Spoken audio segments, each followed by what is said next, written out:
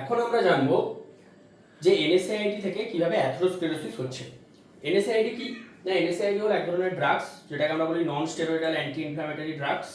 এবার এগুলোর মধ্যে আছে প্যারাসিটামল, আইবুপ্রোফেন, এই ধরনের ড্রাগসগুলো যেগুলো আমরা খুব রেগুলার ইউজ করে থাকি, অথবা স্যারিডন।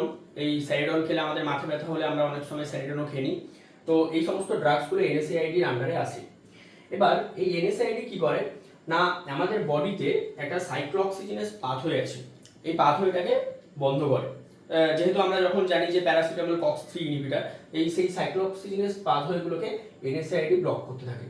ব্লক করার ফলে কি হয়, আমাদের বডিতে PGI2 তৈরি হয়। তো এই PGI2টাকেও ওরা এই এনএসআইডির জন্য এটা কিন্তু ব্লক হয়।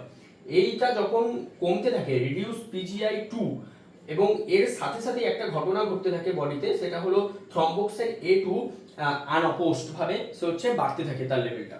এবং এই দুটোর সম্মিলিত প্রয়াসে একটা ঘটনা আমাদের বডিতে ঘটতে থাকে, সেটা হলো প্লেটলেট ক্লাম্পিং হয়, অর্থাৎ থ্রম্বাস ফর্মেশন হয় বা ক্লট ফর্মেশন হয়, আর ডাইলেটেড ব্লাড ভেসেলস থাকে।